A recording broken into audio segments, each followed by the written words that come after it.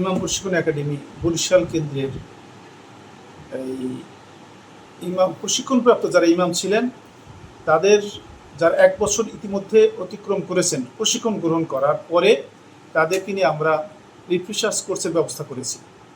এই refreshers course 5 দিন ব্যাপী, শেষ হবে 2 তারিখে। এই ইমামদেরকে আমরা ডেকে আনছি এই কারণে যে তারা প্রশিক্ষণ গ্রহণ করার পরে 1.5 মাস তার প্রশিক্ষণ গ্রহণ করেছিল। এই গ্রহণের পরে একটা কথা ছিল যে তারা তাদের আর্থসামাজিক উন্নয়নে তারা অবদান রাখবে, কাজ করবে, মসজিদে ধারাবাহিকভাবে নির্ধারিত বিষয়ের উপরে কথা বলবে। তা এই বিষয়ে তারা কথা নিয়মিত বলছে কিনা বা তাদের ডেভেলপমেন্টটা কি, এই ডেভেলপমেন্ট জানা এবং তাদের দক্ষতা উন্নয়ন, আত্মবিশ্বাস সৃষ্টির জন্য আমাদের এই প্রশিক্ষণ। এই প্রশিক্ষণে বিভাগের 6 জেলার ইমাম সাহেবরাই অংশগ্রহণ করছে, প্রশিক্ষণপ্রাপ্ত ইমাম সাহেবরাই অংশগ্রহণ করছেন।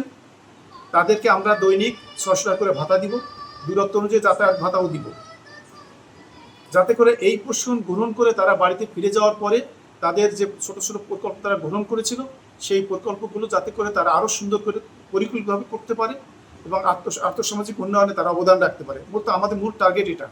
এবং সারা বাংলাদেশের সকল ইমামকে আমরা এই প্রশিক্ষণের আওতায় নিয়ে আসব।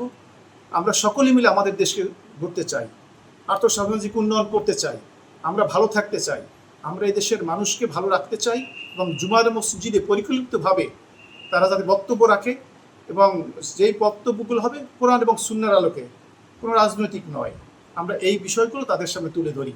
আশা করি আমাদের ইমাম সাহেবরা এই ব্যাপারে কাজ করবে। আমরা আপনাদের সহযোগিতা চাই।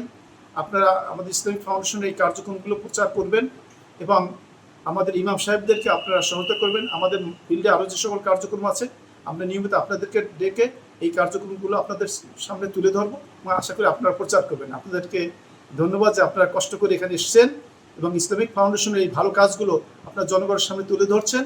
আগামীতেও যেন আপনাদের এই কার্যক্রম অব্যাহত থাকে, আমরা আপনাদের সহযোগিতা চাই।